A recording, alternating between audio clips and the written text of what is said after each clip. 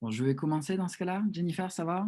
Oui, tout à fait. On y va, c'est parti. Allez, c'est parti. Donc, bonjour tout le monde. C'est un réel plaisir de vous retrouver tous aujourd'hui pour cet événement avec Jessica Aublier sur le scandale du chlordécone aux Antilles. Donc, juste avant de rentrer dans le vif du sujet, je voulais brièvement vous parler de notre association Croisement Voix, qui offre chaque mois une série de conversations avec des écrivains de la Caraïbe française et de sa diaspora. Donc, le mois dernier, nous avions reçu l'écrivain haïtien Néhémie Pierre Dahomey. Aujourd'hui, nous avons la chance de recevoir Jessica Aublier. Alors, n'hésitez pas à nous suivre sur les réseaux sociaux, que ce soit sur Facebook, Twitter, Instagram, ou même à consulter notre site web régulièrement afin de participer à nos futurs événements. Mais revenons un petit peu sur aujourd'hui. Donc, nous aurons une conversation avec Jessica Aublier et aussi Jennifer Boum-Mackey, ma chère collègue qui travaille, qui est professeure à l'université Georgetown, et ainsi que moi-même, professeur à l'université d'Alabama à Birmingham. Donc, la discussion durera entre 40 et 45 minutes avant de laisser la place à vous, l'audience, pour poser des questions à Jessica ou pour même rebondir sur ce qui a été dit durant cette conversation. Donc, sans plus attendre, je passe la main à Jennifer qui nous présentera le parcours de Jessica Aublier. Merci beaucoup, Charlie. Et puis, merci à Jessica et merci à tout le monde d'être là. C'est un plaisir de nous voir tous réunis. Donc, je vais commencer par une brève biographie de Jessica pour la présenter à ceux et celles qui ne la connaissent pas encore. Donc, Jessica Aublier est née à Paris en 1983. Donc, après des études en histoire de l'art et près de 2 ans à la rédaction de la revue Africulture, elle s'est envolée pour l'Afrique où elle a travaillé pendant 5 ans dans les domaines culturels et linguistiques. De retour en France, elle a commencé à s'intéresser à la migration antillaise des années 60 à 80 dans le contexte du Bumidum. Elle a décidé à ce moment-là de faire sa première enquête, donc son premier roman documentaire, son roman graphique documentaire Pays en nous, dont on va parler un petit peu aujourd'hui. Donc, elle a signé ce roman graphique avec la dessinatrice Marie-Ange Rousseau et ce roman graphique a été publié aux éditions Steinkiss en 2017. Il a reçu d'ailleurs le prix étudiant de la BD politique de France Culture. Donc, depuis, Jessica s'est installée en Guadeloupe, donc depuis 2018.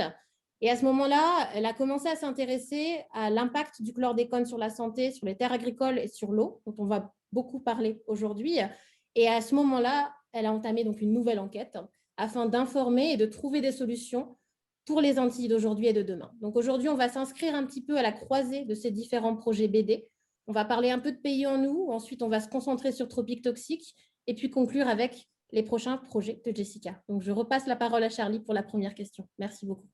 Merci. Alors, Jessica, avant Tropique Toxique, bien entendu, il y a votre premier roman graphique, Pays en nous, sorti en 2017 sur l'histoire du Bumidum. Donc, le Bumidum, c'est le Bureau pour le développement des migrations dans les départements d'outre-mer. Donc, c'est une agence gouvernementale qui a organisé et contrôlé les migrations depuis la Guadeloupe, la Martinique, la Guyane et la Réunion vers la France hexagonale entre 1963 et 1988. Alors, tout simplement, quel était le point de départ de ce projet BD, de cette BD Pays en nous? Merci beaucoup Charlie et merci Jennifer pour l'invitation que vous m'avez faite à intervenir parmi vous aujourd'hui.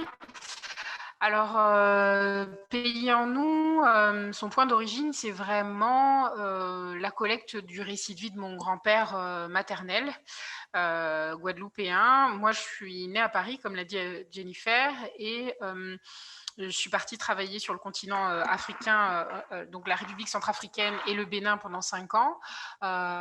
Et à mon retour du Bénin, j'ai découvert que mon grand-père était malade, qu'il avait un cancer, et je me suis aperçue à ce moment-là que je ne connaissais quasiment rien de mon histoire familiale.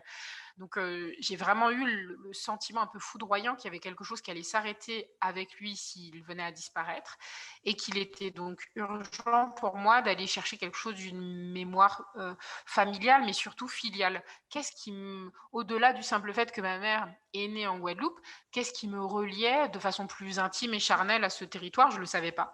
D'un point de vue intellectuel, et je savais beaucoup plus de choses sur le continent africain que j'avais étudié, dont j'avais vraiment fait un objet de recherche. Et donc, c'est à travers cette petite porte de mon histoire familiale que j'ai commencé réellement à faire de ma relation aux Antilles une relation plus évidente, plus tangible, qui dépasse le simple fait de participer à quelques fêtes culturelles les week-ends quand j'étais en famille. Donc, c'est ce qui a motivé ma démarche d'écriture. Et c'est comme ça qu'est né Pays en nous. Au début, alors je ne m'attendais pas du tout à faire une bande dessinée, hein. J'avais même proposé à mon grand-père de faire une espèce de scrapbook avec des photos, des lettres, des correspondances qui disaient quels avaient été ces échanges entre lui, ma grand-mère, et puis les 9 enfants partis les uns après les autres rejoindre mon grand-père en France métropolitaine. Et puis très rapidement, en sondant un peu ma famille, mon premier cercle, mon deuxième cercle d'amis, également afrodescendants, particulièrement antillais, je leur ai demandé, mais qu'est-ce que vous savez de la trajectoire de vie de vos parents? En fait, pourquoi on est né là, nous, à Paris, alors que eux, ils sont nés à Fort-de-France, à Pointe-à-Pitre, et personne ne savait. Donc, oui, il est assez commun de dire que les Antillais d'une certaine génération sont taiseux, mais ce n'était pas suffisant comme réponse. Enfin, moi, j'avais vraiment besoin de comprendre, mais qu'est-ce qui fait qu'il y a eu ces déplacements-là et qu'est-ce qui fait qu'aujourd'hui, quelque chose même de la mémoire de ces déplacements s'est interrompu et qu'ils ont été rendus évidents, que nos trajectoires en termes de circulation dans cet hexagone ont été rendues évidentes simplement par le fait que nous sommes des citoyens français et françaises. Et donc, c'est comme ça qu'a vraiment commencé en fait une forme de recherche, donc d'enquête entre ma petite histoire familiale et ce que j'ai découvert qui est donc le Bumidum, cette agence montée par sous François, pardon, sous Mitterrand, oui, non, sous Charles de Gaulle en 1963, donc par Michel Debré. Donc là, vraiment, on s'inscrit dans l'histoire individuelle, comme tu dis, la petite histoire qui ensuite devient le récit collectif. Et donc, de Pays en nous, ensuite, tu passes à Tropique Toxique. Et donc, tu proposes ce nouveau roman graphique. Donc, je vais simplement commencer pour les personnes qui n'ont peut-être pas encore lu la BD par jouer le teaser du roman graphique Tropique Toxique qui se trouve sur YouTube. Et ensuite, on essaiera de s'intéresser justement à comment on fait la transition vers Tropique Toxique. Donc là, je partage mon écran avec vous pour jouer ce teaser.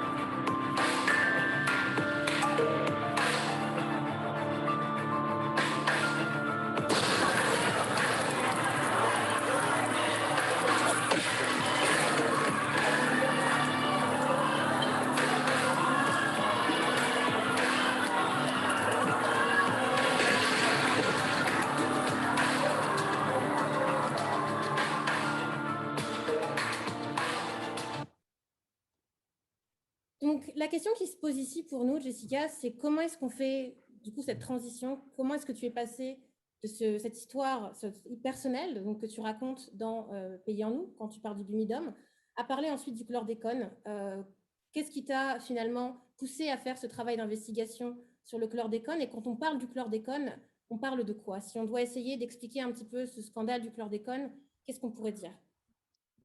Alors, le chlordécone, c'est vraiment un sujet que je ne connaissais pas du tout avant 2018. C'est l'écriture de Pays en nous qui a réveillé en moi l'envie de m'installer en Guadeloupe. Donc, je suis arrivée en Guadeloupe en février 2018. Et c'est vrai que je pense que pendant les 2 années où j'ai travaillé sur Pays en nous, j'étais monofocale sur la question migratoire que j'ai absolument pas du tout fait attention à la question environnementale qui, malgré tout, devait être là en bruit de fond pendant les 2 années où je venais faire des recherches ici, tellement la question est vraiment importante ici. Et donc, j'arrive en février 2018. Ça coïncide avec un moment très particulier dans le processus de scandalisation autour du chlordécone, puisque on apprend à ce moment-là, à travers un film documentaire réalisé par une journaliste de Martinique La Première, Cécile Mar, qu'il y a eu une modification réglementaire au niveau de la Commission européenne sur la quantité de résidus de chlordécone admise dans la nourriture, et que la manière de faire les calculs pour délimiter ce seuil a été multipliée par 5, donc augmente notre risque d'exposition à la molécule, alors que toutes les politiques publiques en termes de prévention vont dans le sens de la réduction de l'exposition à la molécule. Et donc, on en entend parler tous les jours.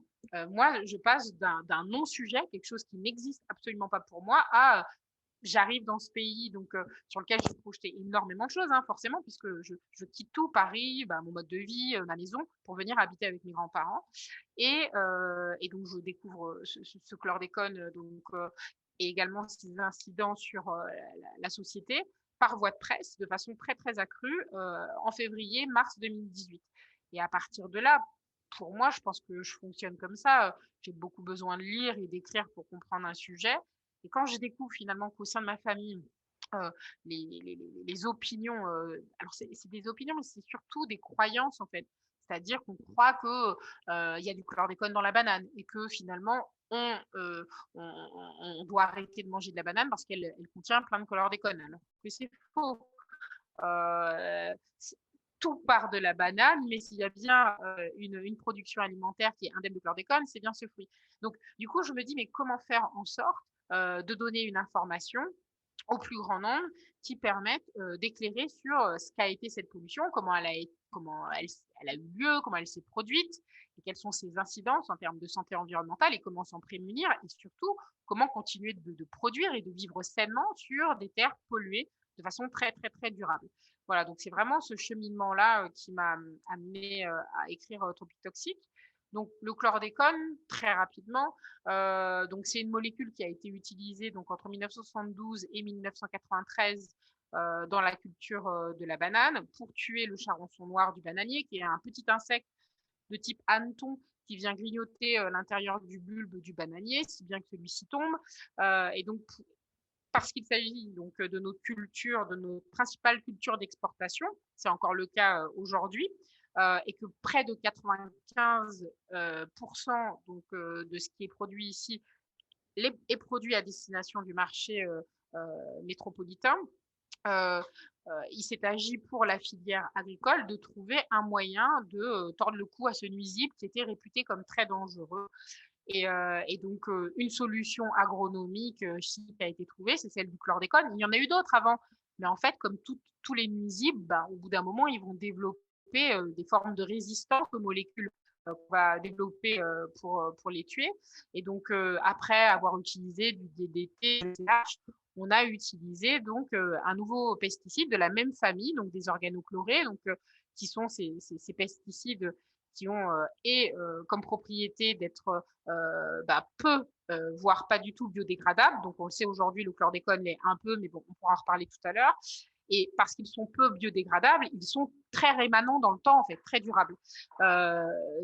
Donc, voilà. Donc, moi, je dis souvent que c'est une réponse agronomique à un problème économique, mais ça ne peut pas être que ça, en fait. À la base, c'est ça, c'est comment notre perception du territoire, quel modèle de société on s'est choisi, quelle place la banane occupait dans ce modèle de société et ce projet économique, quelle place elle occupait, et du coup, comment on a à un moment fait des choix. Alors, quand je dis on, c'est les politiques gouvernementales jusqu'à la filière banane. C'est pas la population, le citoyen en général qui a eu droit de regard sur l'utilisation de ces produits. Mais voilà, donc ça a été un moment, en tout cas, ça dit aussi, je trouve, la manière dont les territoires donc d'outre-mer, et puis plus spécifiquement la Guadeloupe et la Martinique en ce qui concerne le chlordécone, vont être perçus dans une forme de tropicalité qui voudrait que chez nous, oui, certes, tout pousse, mais il faut utiliser des produits parce qu'il y a énormément de ravageurs, énormément de nuisibles, et que si on ne le fait pas, c'est difficile de produire, de dégager une économie pérenne à partir de ces productions alimentaires.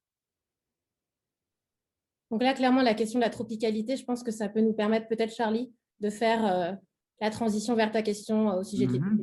Oui, absolument. Donc, Tropique toxique, le titre du roman graphique, n'est-ce pas?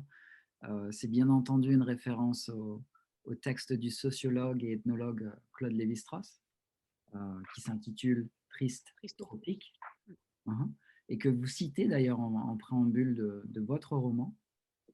Est-ce que vous pourriez nous expliquer un petit peu pourquoi ce titre, pourquoi la référence à Lévi-Strauss, et si vous pouviez aussi, alors je vais le mettre pour tout le monde, mais si vous pouviez aussi décrire votre belle page de couverture de ce roman.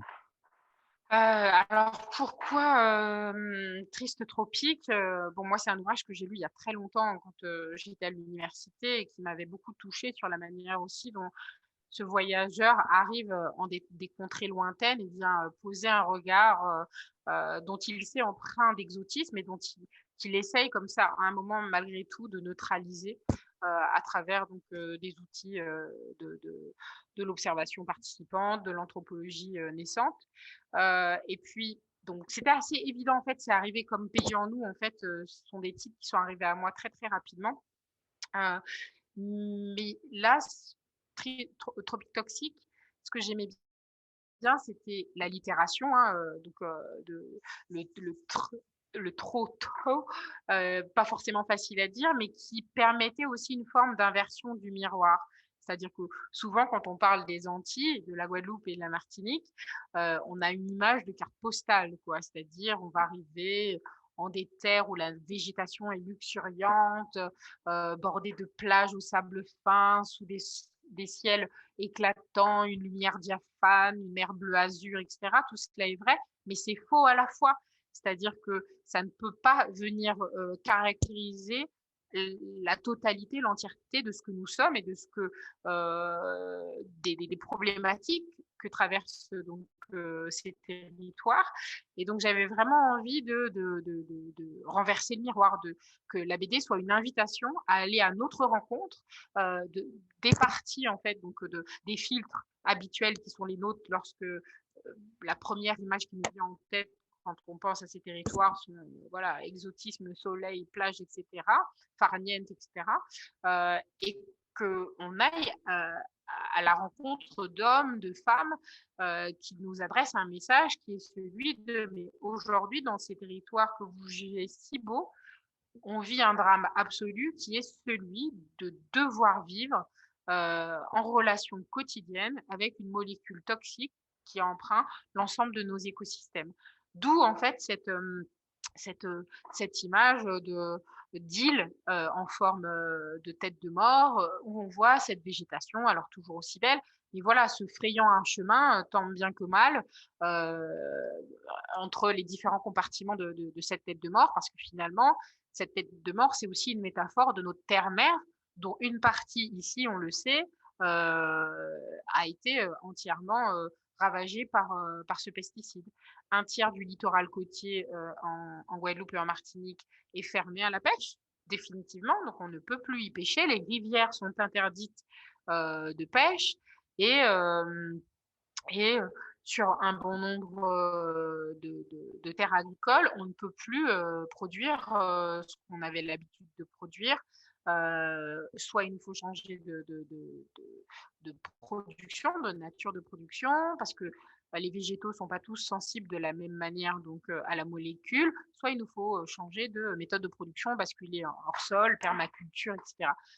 Voilà en gros pour l'histoire de cette couverture et du titre. Et du coup, j'aimerais revenir un petit peu à ce que vous disiez tout à l'heure avec l'idée de récit personnel, donc l'idée de partir à la rencontre finalement de ces histoires. Et dans Tropique toxique, on a vraiment un entrecroisement de plein de voix. Donc, on va avoir des informations scientifiques sur le chlordécone, son utilisation, ses effets. On va avoir des rencontres avec des universitaires. On va avoir des récits individuels, donc des passages, par exemple, où on a des photographies qui sont juxtaposées à des dessins. Donc, comment est-ce que vous êtes parvenu finalement à agencer côte à côte dans l'espace de la BD cette prolifération de voix? Comment est-ce qu'on arrive finalement à organiser quelque chose d'assez organique quand on a toutes ces voix qui peuplent un petit peu l'histoire du chlordécone? Et finalement aussi, est-ce que ça a posé des défis particuliers d'agencer tout ça? Ouais.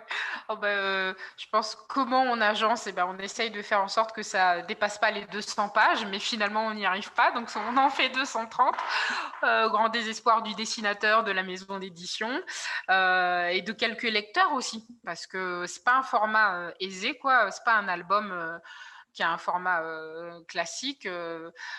Voilà, mais pour moi, c'était vraiment très important que ce ne soit pas une histoire qui soit écrite seulement à travers le prisme de la science, par exemple. Souvent, quand on me demande d'intervenir dans des établissements scolaires, la commande, c'est pourriez-vous nous parler de cette problématique environnementale? Et moi, je leur dis, je vais vous parler de cette problématique chlordécone, si vous voulez, à travers son volet environnemental, mais ça n'est qu'un des volets, en fait, du sujet. Et donc, sur chacun des volets, un livre aurait été possible. Donc, le challenge, c'était vraiment de pouvoir faire un tour à 360 degrés de la question.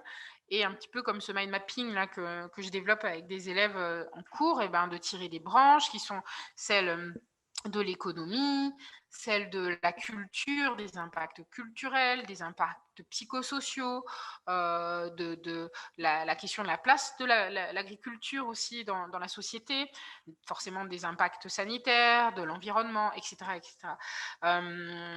Après, pour peut-être revenir sur la place de la photo, pour moi, elle avait vocation à faire basculer le lecteur dans sa rencontre entre le personnage et la personne. Quand j'ai écrit Pays en nous, j'ai souvent eu des retours sur les réseaux sociaux de gens qui me disaient « Ah, c'est formidable comme histoire, on croirait limite que c'est vrai ». Alors j'avais beau leur expliquer que c'était un roman graphique documentaire et que toutes les personnes qui étaient à l'image étaient vraies, il y avait, je crois, quelque chose de... parce que c'était une histoire quand même difficile, une tendance au déni. Peut-être pour l'esprit, c'est plus soulageant de se dire que il y a un fantasme comme ça de fiction qui permet d'aborder l'histoire de façon plus légère. Or, tout ce qui est écrit dans Pays en nous est vrai, toutes les personnes qui y sont vraies, et j'avais pas envie que ce même déni, il ait lieu pour cet album. Pour moi, il était hors de question que des gens qui lisent l'album, surtout quand il s'agissait de gens qui vivent à l'extérieur de nos territoires, aient cette tentation de réduire leurs histoires à des archétypes, à des formes d'illusion. Voilà, chaque bulle, elle est associée à une personne qui nous a confié son histoire, comme on peut le voir là pour la famille d'Auloir, qui habite à Trois-Rivières, en Sud-Basse-Terre, et qui a reçu un jour, donc sous mes yeux, cette triste nouvelle de la forte contamination de son jardin créole, jardin dans lequel donc plus quasiment près de 100% de son bol alimentaire pousse, et donc qui du jour au lendemain doit complètement changer ses habitudes alimentaires, et donc revoir finalement son rapport à la terre, mais à la culture, et à donc qui elle est en tant qu'agent culturel guadeloupéen, porteur d'un savoir, deux savoirs, et qui sont des savoirs ancestraux, puisque transmis généralement, la culture du jardin créole, elle est transmise de génération en génération. Donc, il y avait vraiment, c'est un gros challenge, en effet, de pouvoir mélanger et des voix de chercheurs et des voix de personnes, de citoyens, de représentants d'organisations de la société civile, du politique aussi. Voilà, l'idée, c'était aussi d'offrir un même traitement linéaire à l'ensemble des acteurs qui composent ce vaste nuancier, de sorte à ce qu'on puisse, à travers la BD, le temps d'une planche, le temps de 2 planches ou de 3 cases, épouser leur point de vue. Ça ne veut pas dire être d'accord avec eux, mais les entendre dans la vérité qui est la leur. Il y a plein de gens dans cette BD qui ne sont pas d'accord les uns entre les autres, et c'est tout le sujet en fait de l'album et de ce que nous vivons aujourd'hui face à cette pollution. Mais au moins, moi, dans mon travail d'objectivation des données, c'était aller à la rencontre de tout le monde. Donc, j'ai interviewé 136 personnes. Il y a près de 100 personnes dans la BD, donc toutes les personnes rencontrées n'y sont pas, mais il y a je pense toujours quelque chose de l'ensemble de ces personnes rencontrées ou de ce qu'elles m'ont transmis.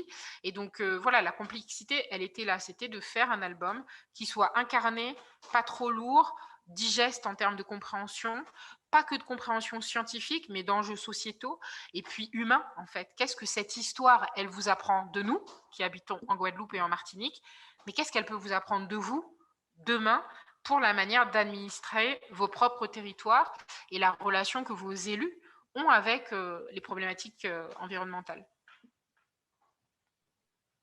Du coup, je pense là, Charlie, pour la question sur les personnes interrogées, ça tombe à pic.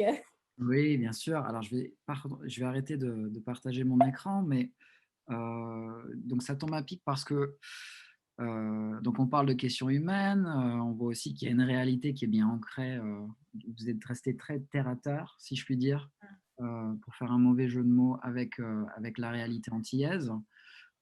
Et donc, une des questions qui a attiré notre curiosité, c'est comment on pourrait décrire cette prise de contact avec des personnes qui sont un peu plus réticentes pour partager, que ce soit des scientifiques, des chercheurs ou même des personnes de la population locale. Est-ce que vous avez été confronté à des refus, des réticences, à échanger sur la Oui. question du chlordécone ou même encore à des silences? Et puis surtout, comment est-ce qu'on présente le projet en amont de la rencontre? Donc là, par exemple, une des planches montrait votre conversation avec un béquet. Donc les béquets, ce sont les descendants des premiers colons européens aux Antilles, et ils sont pointés du doigt à propos de la faillite du chlordécone.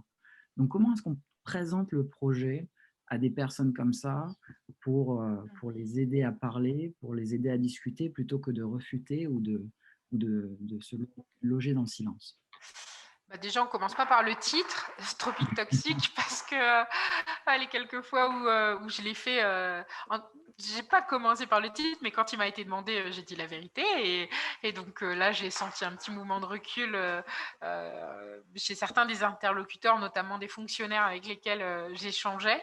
La vérité, c'est que moi, j'ai toujours dit qu'il s'agissait d'un roman graphique documentaire sur la pollution au chlordécone et sur ce que ça signifiait aujourd'hui aux Antilles, mais que j'avais aussi envie beaucoup de faire de la vulgarisation scientifique, mais aussi que j'avais envie de raconter des histoires d'hommes et de femmes. Voilà, en gros, c'était un peu le pitch d'introduction. Les gens étaient curieux. Je pense qu'il y a eu beaucoup de gens comme Luc Multinier qui préface l'album et qui est cet épidémiologiste à l'INSERM qui coordonne l'ensemble des enquêtes de santé chlordécone et dont je relais nos premiers échanges dans les planches introductives de la BD. Il me dit « Ah, le chlordécone en BD, mais ça fait 20 ans en gros que je travaille sur le sujet et j'ai déjà fait des interviews, j'ai vu des films sur le sujet, mais alors une bande dessinée, je suis très curieux de savoir ce que ça peut donner. » Donc ça, c'est la première chose. Ensuite, j'ai eu cette chance donc inouïe, mais je vous dis, tout ça s'est passé, je pense, ce livre, il est le reflet aussi d'une période de forte agitation sociale et médiatique sur le sujet. Et donc, quand moi j'arrive en février 2018, donc je vous ai parlé du fait qu'on entendait beaucoup parler à la télé, à la radio.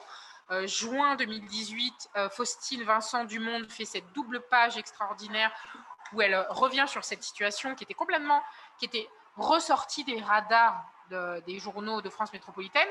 Mais septembre, c'est surtout le discours d'Emmanuel Macron, sa visite officielle en Martinique, où il pose le mot de scandale.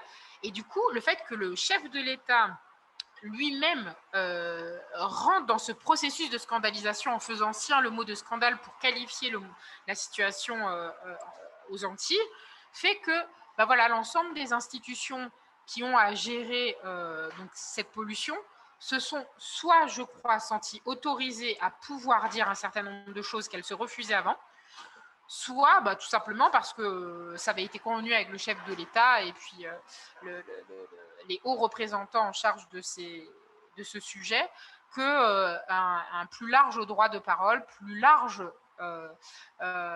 devoir de transparence était possible. Et donc, du coup, les gens m'ont dit oui, mais c'est beaucoup de gens aussi, que j'ai rencontré. Donc, après septembre, il y a eu ce colloque en octobre 2018 en Martinique, premier colloque scientifique international sur le chlordécone. Et là, j'ai rencontré énormément de scientifiques qui travaillent depuis 1 voire 2 décennies sur le sujet. J'ai beaucoup distribué ma carte, je leur ai présenté ma première BD. Tous étaient autant intrigués que Luc Multinier et m'ont dit « Ah, mais c'est… Oui, je serais intéressée pour échanger avec vous plus tard. Faites-nous part de l'évolution de votre travail quand ce sera plus au clair pour vous. » Et voilà, moi ensuite, je suis repartie de ces 3 jours de colloque avec une trentaine de cartes de visite. Et ça m'a permis de commencer à faire mes premières recherches documentaires. Et je suis revenue vers ces personnes en leur disant tout simplement, on s'est rencontrés, je sais un peu mieux où j'ai envie d'aller, est-ce que vous avez un peu de temps à me consacrer? Donc, parce que toute cette période donc de septembre 2018, octobre 2019 est une période très fertile en termes de production et de visibilité en fait du sujet chlordécone dans les médias, libéralisation aussi des travaux produits par la recherche, puisque le colloque, une de ses vocations, c'était de pouvoir montrer à la société civile guadeloupéenne et puis martiniquaise ce que la recherche, depuis 10 ans et un peu plus, produit sur le sujet et comment les politiques publiques sont façonnées à partir des éléments de recherche. Donc, voilà, c'est vraiment ce moment très précis qui, moi, m'a permis d'avoir une écoute plutôt facilitée des interlocuteurs que j'ai rencontrés. Mais après, vous dire que tout le monde a voulu me parler, ce serait faux. J'ai des gens dont je ne citerai pas le nom parce que ce n'est pas nécessaire, mais qui m'ont souvent envoyé des mails pour me dire, quand je leur disais bon, j'arrive en Martinique, est-ce qu'on peut prendre un rendez-vous, voilà, je serai là de tel jour à tel jour. Non, je ne serai pas là pendant votre séjour. Donc après, je leur écrivais pour leur dire bon est-ce que je reviens dans 2 mois, est-ce qu'éventuellement vous seriez là? Non, je ne serai pas là non plus. Bon, écoutez, en fait, ça m'intéresse tellement de vous rencontrer que diriez-vous de me donner une date et je prends un billet d'avion pour venir vous rencontrer spécifiquement? Et là, j'ai pas eu de retour. Ou que j'aille à un rendez-vous parce qu'on m'a dit ok, rendez-vous dans tel café ou restaurant et qu'on ne vienne pas. Et qu'ensuite j'envoie des mails à la personne, que j'envoie des SMS, je ne comprends pas, je suis là, je vous attends, et qu'on ne me réponde pas. Ou que j'interviewe une personne et que en allant sur la page Facebook du projet, donc ça c'était vraiment 1 an et demi avant la sortie de la BD, puisque du coup j'avais un principe de je fais des interviews et à la fin de chaque interview je faisais des petites capsules vidéo de 2, 3, 4, 5, 6 minutes pour permettre aux futurs lecteurs de la BD et puis même aux personnes qui s'intéressaient au sujet de pouvoir déjà avoir des éléments de réponse aux questions qu'elles se posent. Je ne voulais pas que la BD soit perçue comme un sésame, j'avais envie que les lecteurs, et c'est d'ailleurs pour ça que j'avais appelé les coulisses de Tropique Toxique, donc ce moment-là de rendez-vous avec les personnes qui s'intéressaient au sujet, puissent avoir des réponses à leurs questions bien avant la fin de la sortie de la BD. Et je me souviens d'un agriculteur qui, quand il a vu, je ne sais pas, je crois que c'était des planches, des projets de planches qu'on avait publiés, il m'a dit non, non, moi je ne veux plus participer à votre projet, sortez-moi de là, je ne veux plus en être. Donc oui, sur certains aspects, ça a été difficile à écrire. Pardon. Même avec des chercheurs, parce que entre différents laboratoires de recherche, vous êtes bien placés pour le savoir. Certains, du fait des ANR, de l'Agence nationale de la recherche, des financements, vont être en pilotage de certains projets, d'autres en phase plutôt expérimentale, d'autres, etc., etc. Donc, par moment, mais j'étais victime du manque de connaissance de la manière dont la recherche fonctionne et mes questions n'étaient pas toujours bien adressées et donc il y a eu comme ça des querelles de territoire entre des organismes de recherche. Après, bon voilà, ça s'est réglé, mais c'est vrai que oui, composer avec une centaine d'acteurs comme ça a été long. Mais ce que je dis souvent, c'est que le sujet a été tellement étudié que de faire de la recherche documentaire, par contre, ça a été très facile. Avoir accès aux archives, donc sauf les 17 années absentes du ministère de l'Agriculture, mais avoir accès à toute cette littérature produite par les chercheurs, la puissance publique, les comptes rendus donc produits par les organisations de la société civile, ça, c'est même disponible sur le net. Donc, rien qu'avec cette base-là, il était possible de faire déjà un bon travail, quoi. Donc, il y a clairement une libéralisation des paroles, mais en même temps, il y a aussi des frilosités. Parce que là, vous parlez justement de l'intervention d'Emmanuel Macron, et je me rappelle qu'il y avait quand même des liens de cause à effet qui n'étaient pas forcément admis, et encore une fois, un certain recul et également une retenue dans cette discussion-là. Et la question qu'on aimerait poser concerne en fait la possibilité de voir dans l'empoisonnement au chlordécone une sorte de trace résiduelle du passé colonial. Est-ce qu'il est possible finalement de voir, enfin de rapprocher les rapports de domination qui sont issus de l'esclavage et du colonialisme à cette question qui est une question écologique, qui est une question sanitaire, qui est une question économique. Donc simplement, est-ce qu'il est possible de faire cette corrélation? Oui, en tout cas, les chercheurs le font. Comme vous le savez, Malcolm Ferdinand, hein, qui est philosophe, chercheur au CNRS, établit ce parallèle. Et moi, je trouve qu'en effet, donc dans ma démarche de création documentaire, ce qui m'a intéressé notamment dans ces travaux, c'est de voir comment des départements français, anciennement colonies, comment nos territoires étaient encore utilisés pour nourrir non pas la population qui y habite, mais la population de France métropolitaine. Comment nous ne sommes toujours pas parvenus à l'autonomie alimentaire, comment la banane continue d'avoir une place très centrale dans notre économie, alors qu'on pourrait très bien utiliser nos sols pour diversifier les cultures. Ça ne veut pas dire qu'on n'a jamais essayé. Pardon. Ça veut pas dire qu'on n'a pas essayé de diversifier les productions agricoles à un moment. Ça veut dire qu'à un moment, on a considéré que de le faire ou de tenter de poursuivre cette aventure, ces expérimentations, n'était pas nécessaire et qu'on avait donc déterminé, trouvé la réponse exacte à notre modèle de société. Je ne suis pas certaine que ce soit ce que désirent les Guadeloupéens et les Martiniquais aujourd'hui. Je pense qu'un épisode comme le Covid nous l'a bien montré que on est très nombreux à s'intéresser au circuit court, à la manière dont on peut se rapprocher de nos agriculteurs, de nos producteurs, et à la manière dont on peut consommer. Aujourd'hui, quand vous allez dans un hypermarché, supermarché, ici en Guadeloupe ou en Martinique, vous faites le tour du monde en 3 rayons. Vous avez des wassous qui viennent de Thaïlande et de Chine, alors qu'on avait une trentaine de fermes aquacoles aux Antilles, mais qui ont été disséminées par la pollution. Vous mangez du poisson qui vient du Pérou, parce que la pêche, donc l'activité de pêche ne remplit qu'un tiers des besoins en poisson, en consommation de poisson des populations. Vous, vous mangez du poulet qui vient de Chine parce que ça coûte 2 euros le kilo, le kilo de pilon de poulet. Et donc aujourd'hui, on a très peu de producteurs de poulet parce que ça coûterait 10 à 15 euros et qu'en fait, concrètement, ça n'est pas compétitif. Donc ça pose clairement la question donc, de l'héritage qui est le nôtre. Est-ce qu'on ne continue pas un peu d'aller... est-ce qu'on n'est pas toujours l'habitation et est-ce qu'on ne continue pas de notamment quand on sait qu'aujourd'hui, dans le monde de l'import-export aujourd'hui tel qu'il est bâti, construit aux Antilles, ce sont les béquets qui gèrent les principales structures d'importation-exportation. Donc, est-ce que quelque part, il n'y a pas quelque chose, donc oui, du résidu de comptoir colonial, quoi? Est-ce qu'on n'est pas encore dans cette logique-là? C'est quelque chose que moi j'aborde dans la BD, dans un chapitre donc pour essayer de comprendre quel legs donc, de l'histoire coloniale cette histoire pourrait être le reflet. Mais j'ai aussi fait le choix sciemment de ne pas en faire un prisme général. Parce que je pense encore une fois, et on voit bien la manière dont les pesticides sont utilisés en France métropolitaine, qu'il ne s'agit pas seulement d'une histoire en lien avec notre passé colonial. La crise donc sur la réintroduction des néonicotinoïdes le dit bien.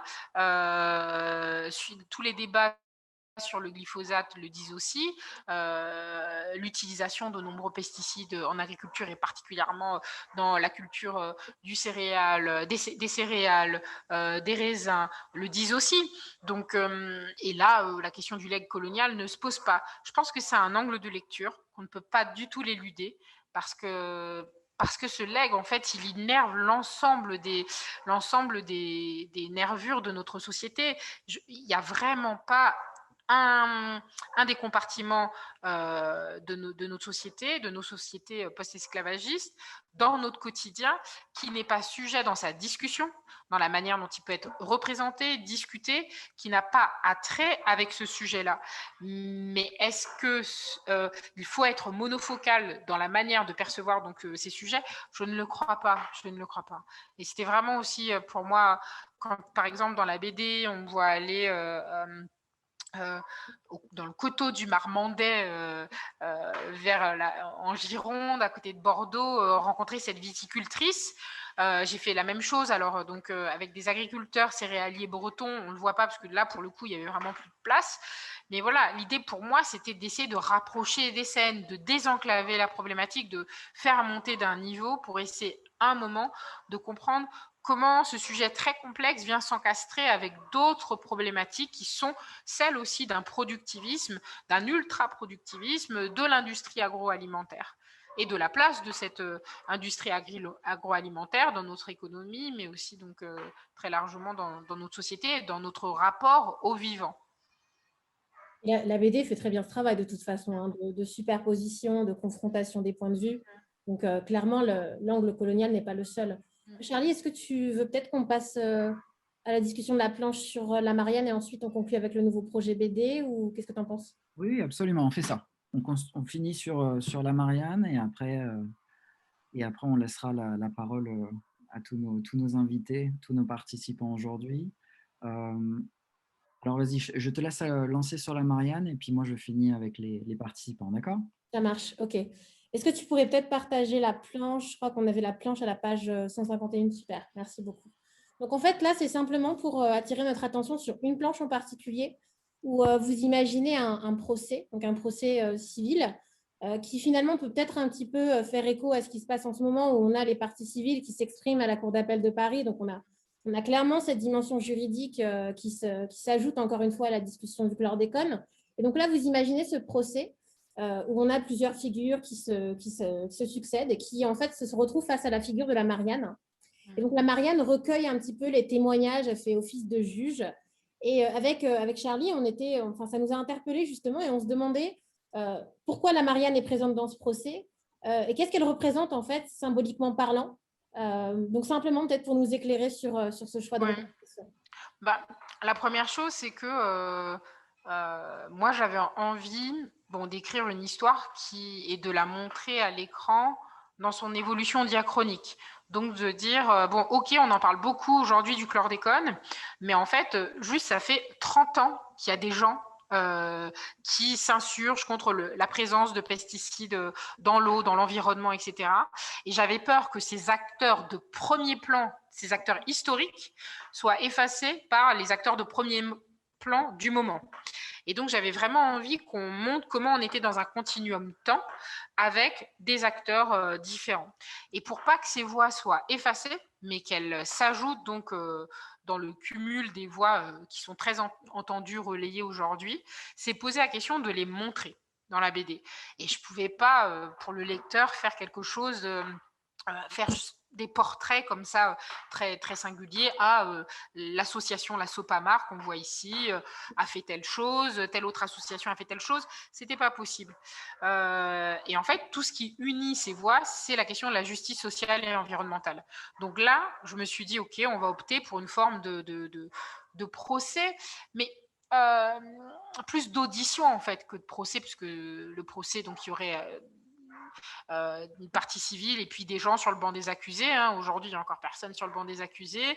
Donc, du coup, voilà, j'avais envie de dire, c'est ce qu'on voit sur la planche de gauche. À l'heure où j'écris ces planches, aucune forme de justice environnementale ne semble poindre aux grandes dames des organisations de la société civile, de certains chercheurs parfois, des populations. Et voilà, j'ai envie de faire entendre ces voix pour que chaque lecteur puisse lui-même se situer au travers de ces auditions dans peut-être, oui, alors c'était pas seulement de l'empathie, mais j'avais envie qu'il puisse comprendre la manière dont ça vient de nous affecter et quel est le combat, comment ce combat il a été mené depuis 30 ans.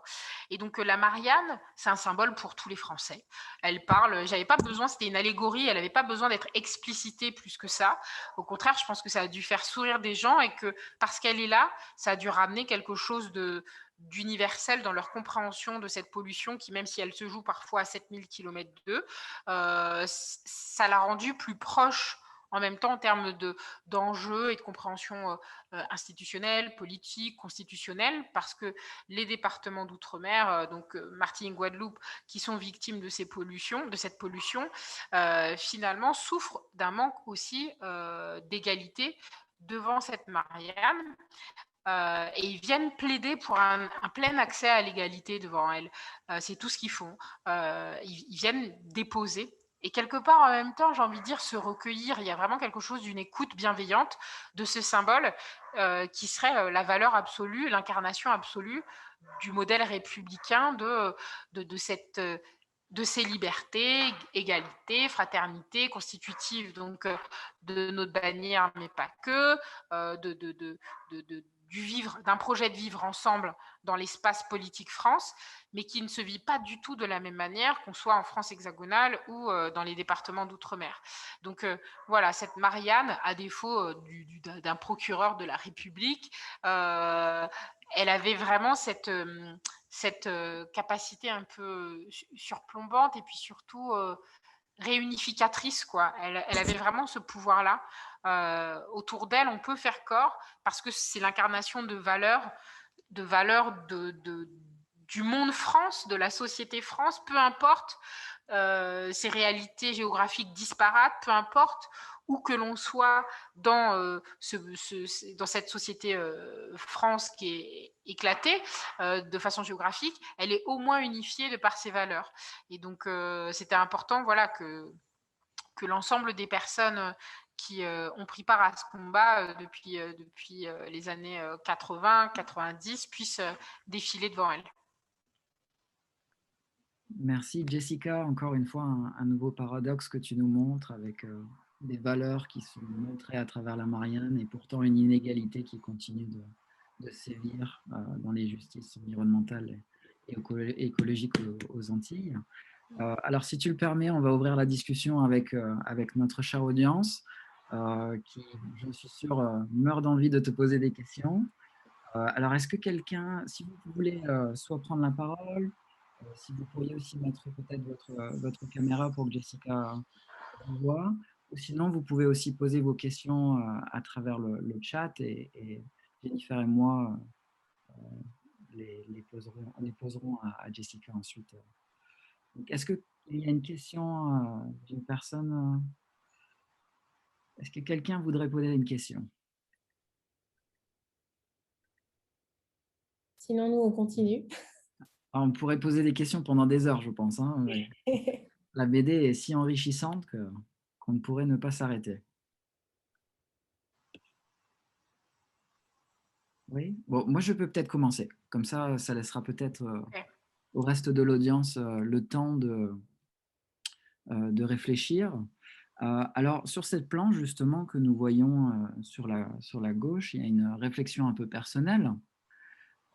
Et dans cette réflexion un peu personnelle, on se rend compte qu'il y a tout un langage, toute une sémantique qui est assez particulière. Alors, je m'explique. Quand on regarde la première ligne, par exemple, le chlordécone, un scandale empêché. Ensuite, vous faites aussi, dans le texte, vous faites aussi la différence entre scandale et affaire.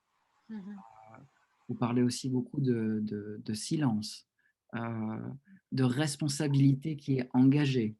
On a des plaignants, mais on n'a pas forcément d'accusés, pas forcément de coupables. Donc, on se rend compte vraiment qu'il y a toute une sémantique pour montrer justement que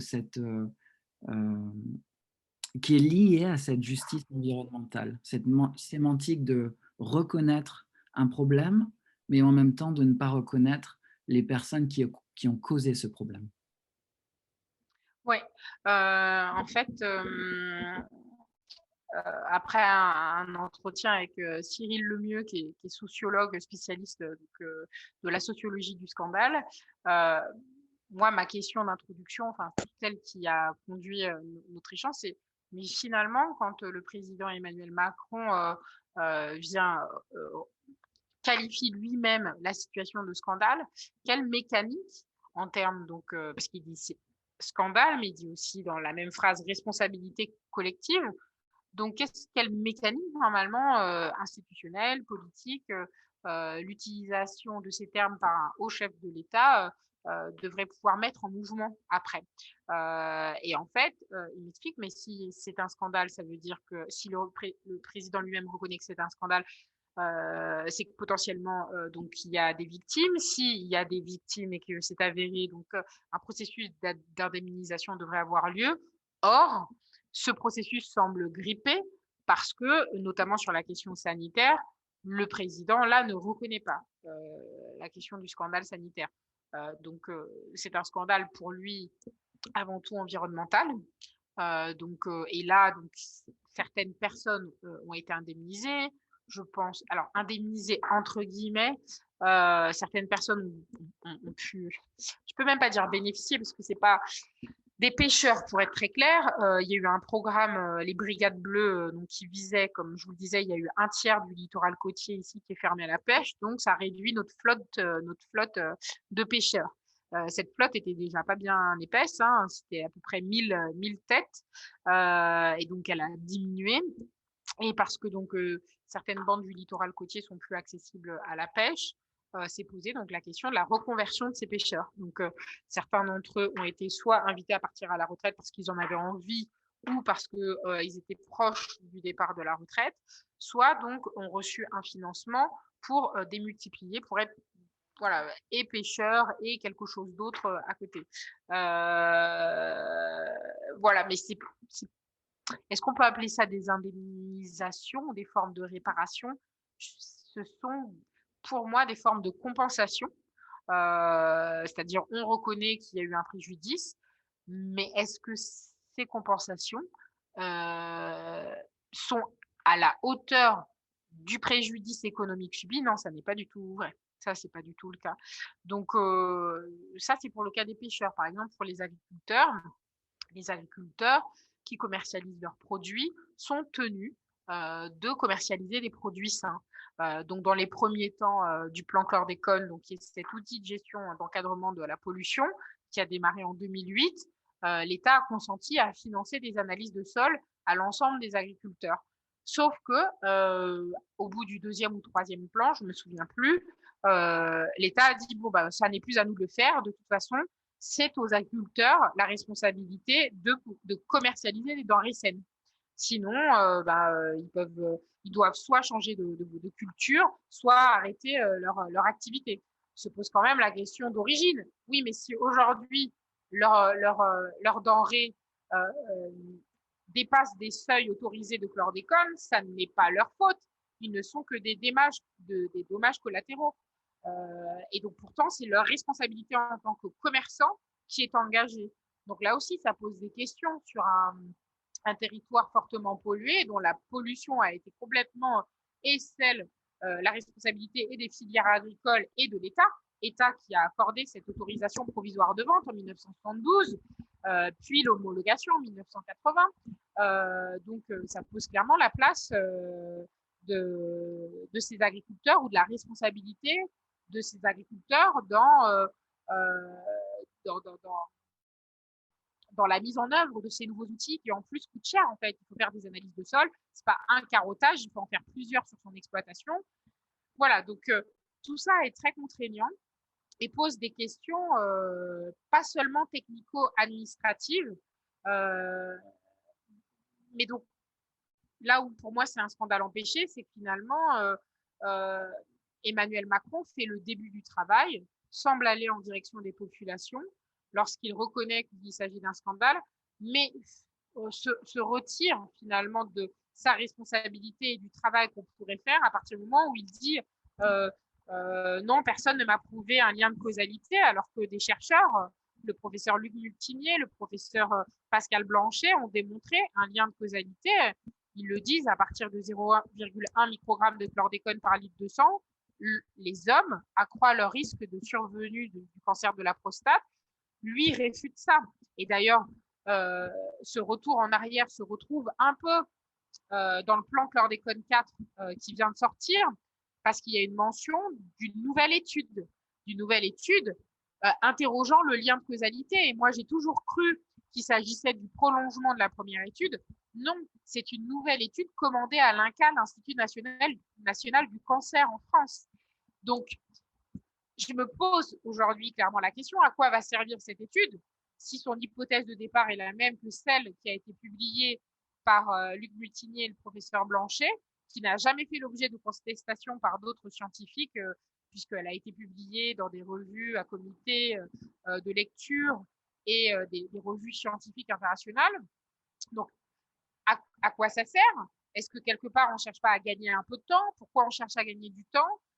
Et quel risque on prend à pas, je pense, concentrer des moyens de recherche sur des sujets qui, eux, restent, en termes de recherche épidémiologique, restent à combler, sur l'infertilité, sur l'endométriose, sur le cancer des ovaires, le cancer du sein. La question de la santé de la femme, elle est très peu abordée, en fait, aujourd'hui dans les études. Et pourtant, si c'est un perturbateur endocrinien, alors nous aussi, femmes, nous sommes concernées. Et comme nous sommes exposées, et on le voit, la molécule va se retrouver dans les cordons ombilicaux, dans le sang et le lait maternel, dans le corps des enfants à la naissance.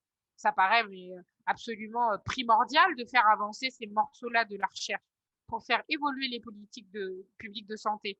Pourtant, on revient encore là, je trouve, un peu en arrière. C'est en ça qu'il y a une forme de scandale empêché, c'est-à-dire que on dit quelque chose à un moment, mais en même temps, on dit son contraire. On vient sceller quelque chose d'un pacte de confiance et en même temps, on crée la fissure qui fait que ce pacte-là va plus pouvoir tenir en équilibre. Parce que du coup, la question donc, de la justice n'évolue pas. Il y a quand même 20 années d'instruction empêchée, enfin 15 années. Il y a 17 années d'archives du ministère quand même de l'Agriculture qui ont disparu. Aujourd'hui, il y a un risque de non-lieu. Et on voudrait que finalement, les populations continuent de vivre en se disant que tous les outils de régulation normative qui viennent à encadrer la pollution, c'est-à-dire les fameuses limites maximales de résidus, ce qu'on appelle donc les seuils autorisés dans les aliments, ce qu'on appelle aussi la dose journalière admissible, c'est-à-dire la quantité de résidus qu'on a calculé que votre corps est en mesure d'ingurgiter, de cumuler chaque jour sans que ça ne vous expose au plan sanitaire. Encore ça aussi, c'est une abstraction mathématique, toxicologique. Est-ce que c'est avéré? Comme on le dit souvent, il faut bien mourir de quelque chose. Dans 30 ans, 40 ans, 50 ans, si vous développez une pathologie, rien ne vous permettra de savoir si elle est directement en lien avec cette exposition. Parce que, aujourd'hui, la recherche ne va pas dans ce sens-là, sauf pour ce qui concerne donc, le cancer de la prostate. Et encore, on vous dit que ce sont 10% des cancers de la prostate annuels, soit 50 sur les 500, qui seraient imputables. Mais donc, sur une salle de 500 hommes atteints du cancer, on serait bien mal à l'aise de pouvoir dire lesquels des 500 sont les 50 qui ont un cancer en lien avec leur exposition au chlordécone. Et puis par ailleurs, dans un contexte de forte exposition à différentes molécules, il y a aussi une question d'effet cocktail qui se pose. Et donc, l'addition de l'ensemble des molécules auxquelles vous êtes exposé peut, elle aussi, donc, être pathogène. Et donc, voilà, c'est en ça où je trouve que, la question de la justice environnementale, elle est primordiale, mais je me pose souvent la question de savoir est-ce qu'aujourd'hui, le droit tel qu'il est équipé, tel qu'il est écrit, est en capacité de répondre à la situation. Je pense qu'il est fait de plein d'impensés, ce droit, qu'il est en cours d'évolution, mais qu'il est fait de plein d'impensés et que si ces impensés n'existaient pas, je ne crois pas que ce scandale aurait eu lieu parce qu'on aurait été plus précautionneux et que en fait, et on le voit notamment sur les stocks qui ont été renouvelés en 1990, On vous dit en 1990, fin d'interdiction, fin d'autorisation du chlordécone. Donc, un producteur peut continuer d'écouler ses stocks, mais le droit à l'époque ne vous disait pas que vous n'étiez pas autorisé ou que vous étiez autorisé à en renouveler les quantités. Ça, c'était déjà un vide juridique. Donc, est-ce que on peut se poser la question aujourd'hui, est-ce que le droit, et notamment le droit environnemental, n'est pas fait aujourd'hui d'impensé quand on regarde l'ampleur de la situation? Et dans ce cas-là, se dire comment cette situation est une occasion, entre guillemets, hein, je ne suis pas de celles qui voient toujours en des situations désastreuses l'occasion de développer des ressources, mais là, est-ce qu'il n'est pas opportun que la situation nous fasse revoir le droit? Et donc, je pense que le droit d'antan n'est pas forcément le plus à même à nous rendre justice. Et donc, la manière dont la justice est en train de faire volte-face pour étudier donc, et rendre compte de la situation d'écocide qui est la nôtre, est aussi sans doute une manière à rester dans une forme de désobéissance écologique pour nous. Il faut pas que, je crois qu'il faut pas qu'on se dise, on a porté plainte, ça n'a pas fonctionné, donc on arrête là. Tant qu'il y aura de la pollution, et la pollution, elle est estimée, si rien ne se fait, à au moins 500 à 700 ans, si on ne trouve pas de solution pérenne pour l'endiguer. Je pense qu'il est de notre devoir de ne rien lâcher et de continuer de faire bouger ce droit jusqu'à ce que la situation qui nous incombe soit reconnue et que le legs que nous faisons subir, ce legs toxique que nous faisons subir aux générations à venir, soit aussi l'objet de discussions, pas seulement entre les élus et puis, enfin, au niveau de nos élus. Je crois que vivre dans une situation de contamination générale doit permettre de réhabiliter la voie directe du citoyen dans le choix du modèle de société qu'il fait pour lui et dans sa gestion.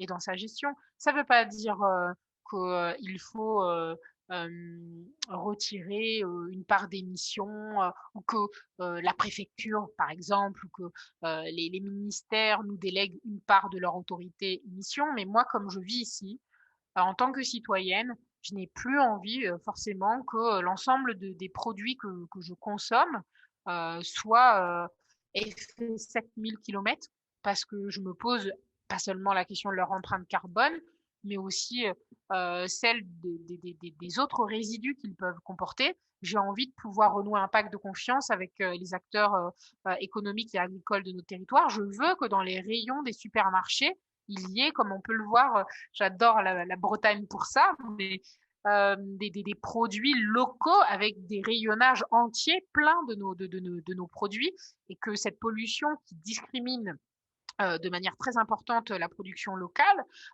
soit au contraire l'occasion d'un échange entre la Chambre d'agriculture, la région, la préfecture, les acteurs économiques pour que nos producteurs puissent eux-mêmes fournir la population à travers les grands circuits de magasins. Je le dis parce que dans les recommandations qu'on lit donc aujourd'hui pour réduire son exposition, on nous dit il vaut mieux éviter le circuit court, il vaut mieux éviter les achats de bord de route, il vaut mieux éviter d'aller sur des petits marchés non contrôlés. Pourquoi? Parce que dans un contexte de pollution généralisée où en plus il n'y a pas de traçabilité des aliments, forcément il y a un doute sur la nature, la teneur de votre exposition.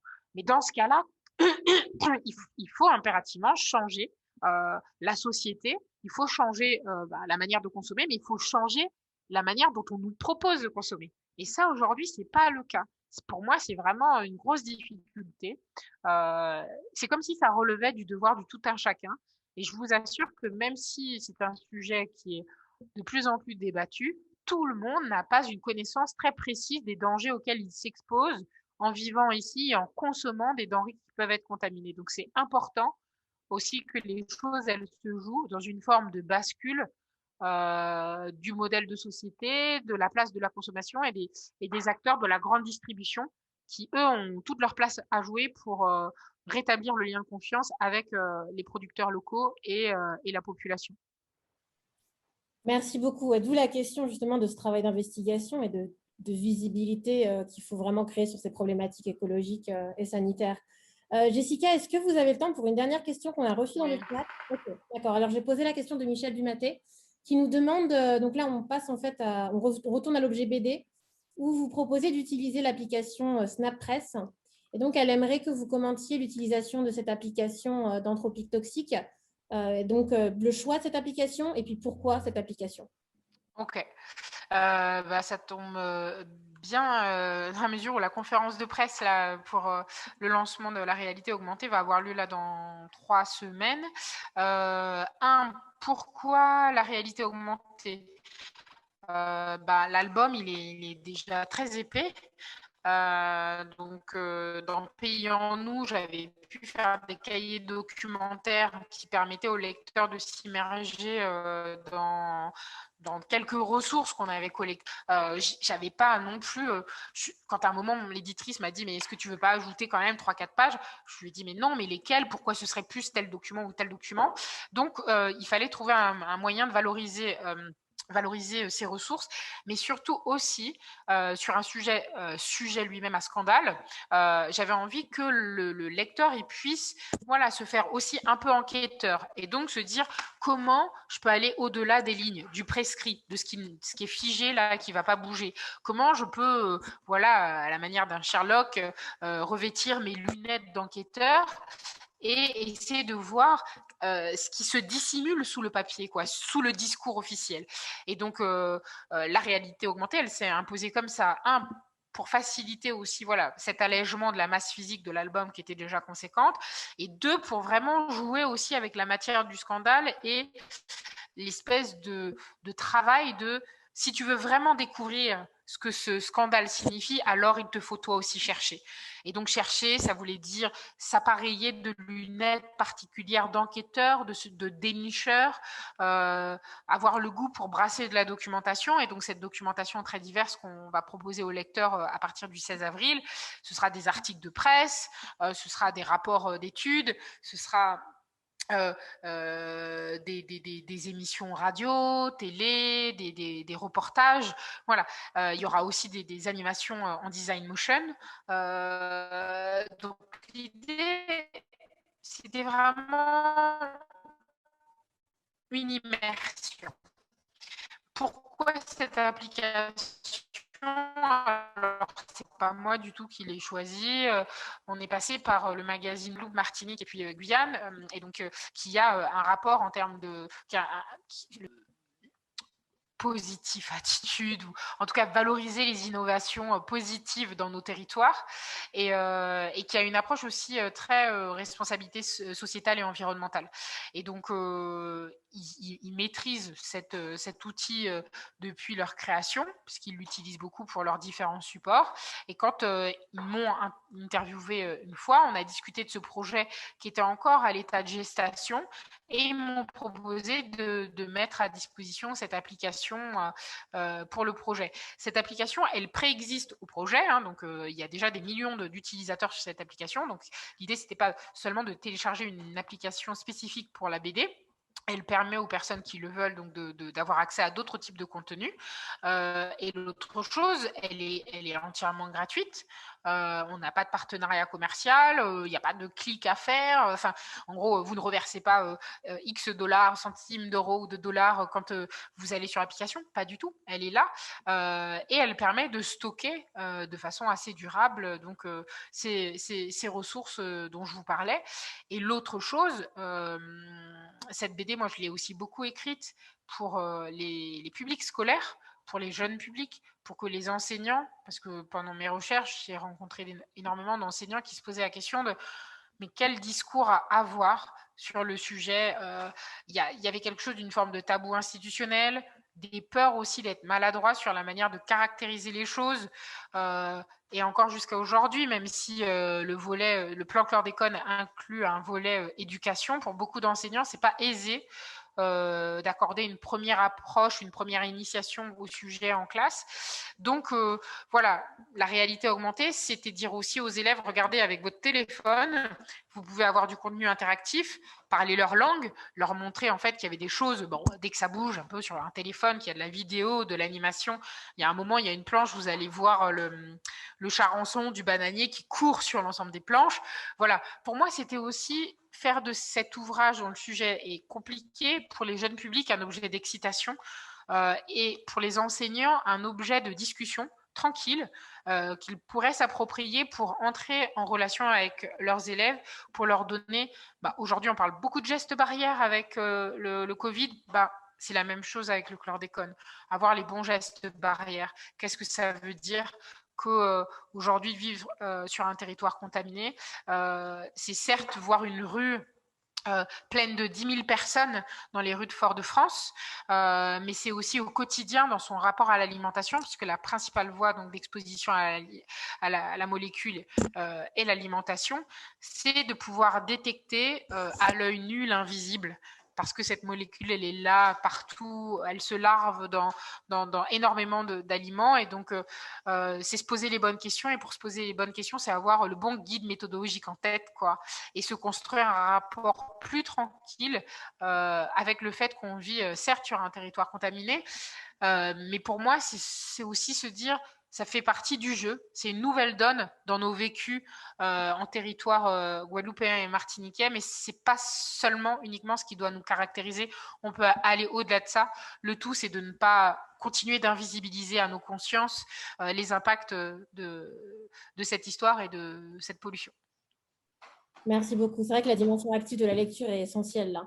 Et là, tu parlais tout à l'heure aussi de réactiver le réel, puisque tu disais qu'il y avait des personnes qui s'éloignaient finalement du réel et qui voyaient l'objet BD comme cette espèce de fictionnalisation de la réalité. Et en fait, par la dimension active, donc on est là avec notre téléphone et on pénètre dans cet espace-là, on a aussi cette connivence avec le réel. Donc, merci beaucoup pour toutes ces réponses. Je pense qu'on a eu une conversation très, très riche et j'espère que tout le monde a pu en bénéficier. Allez vous procurer la BD Tropique Toxique à toute vitesse, également Pays en nous. Et puis, Jessica, peut-être pour conclure, le prochain projet BD, qu'est-ce que c'est? Alors, il y a une BD institutionnelle et une BD d'auteur.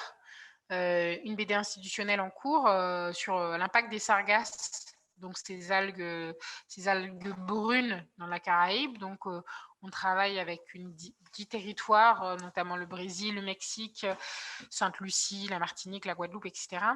Et c'est de la BD de reportage. Et donc, moi, je coordonne le volet artistique sous l'égide de l'Alliance française de République dominicaine.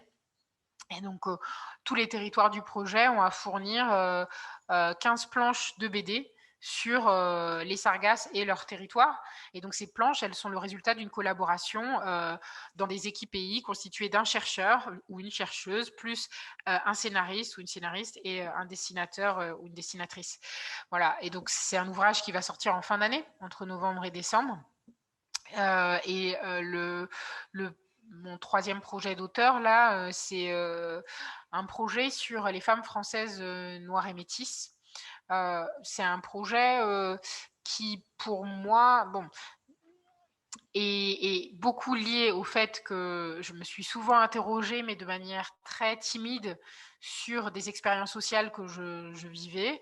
Et j'avais pas envie de m'enfermer ou de me lire moi-même à travers le prisme de ces expériences. Donc, je me sentais pas suffisamment prête et forte pour poser là comme ça sur la table ces situations. Et puis avec la mort de George Floyd en mai l'année dernière, il y a quelque chose d'une brèche qui s'est ouverte et d'un besoin de dépasser ma peur du silence et ma peur de partager et de mettre en regard ces expériences. Donc, j'ai lancé un appel sur les réseaux sociaux qui disait « Vous êtes une femme noire française et métisse ou métisse ». Et vous avez envie de vous écrire dans un projet d'écriture plurielle, nouveau, dans une démarche un peu poétique, parfois même un peu politique, écrivez-moi. Et il y a plus d'une centaine de femmes qui nous ont écrit.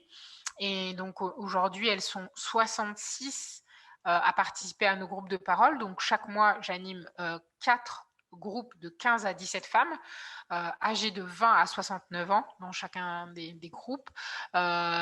Et donc, chaque mois sur une thématique différente. Et l'idée, c'est qu'elles puissent... Bon, alors, elles découvrent certaines qu'elles ont en commun beaucoup d'expériences sociales. Alors, en lien avec leur couleur de peau ou la manière dont elles sont perçues par les autres. Et parfois, c'est complètement décorrélé, elles ont des expériences complètement différentes. Voilà, l'idée, c'était de pouvoir créer un ouvrage polyphonique qui dépasse le carcan de la race, qui dépasse aussi la question des identités assignées, qui permettent à ces femmes de se dire dans leur vérité et d'être dans une forme de transmission. Parce que ce qui revient aussi beaucoup, c'est que bon, toutes ne se sont pas engagées dans le projet pour les mêmes raisons. Pour certaines qui vont être mères ou qui le sont déjà, elles se posent la question de la transmission à leurs propres enfants. Des questions qu'elles se sont soit posées ou qu'elles se posent à travers les expériences que font leurs enfants quand elles ne sont pas elles-mêmes nées en France métropolitaine. Donc voilà, c'est beaucoup un ouvrage de témoignages, mais aussi de transmission aux générations actuelles et aux générations de femmes françaises, noires et métisses qui vont arriver, dans l'espoir qu'elle n'ait pas à se poser les mêmes questions et qu'elle ne rencontre pas les difficultés que celles qui auront participé à l'écriture de l'ouvrage ont rencontrées. Merci Jessica, beaucoup de beaux projets en perspective qui nous donnent l'eau à la bouche, bien entendu, et qu'on a hâte de découvrir dans les prochains mois, les prochaines années. Voilà, donc on va conclure cette session-là. Jessica, les membres de Croisement Voix, je vous invite à rester en ligne pendant quelques minutes très brièvement. Et toutes les personnes, tous les participants à notre conversation, je vais vous demander de quitter la session, s'il vous plaît. Et on vous remercie chaleureusement d'avoir participé, bien entendu, à cette session avec Jessica Oublié. Et je réitère les propos de ma collègue, allez acheter Tropique Toxique. C'est un roman graphique extraordinaire. Donc,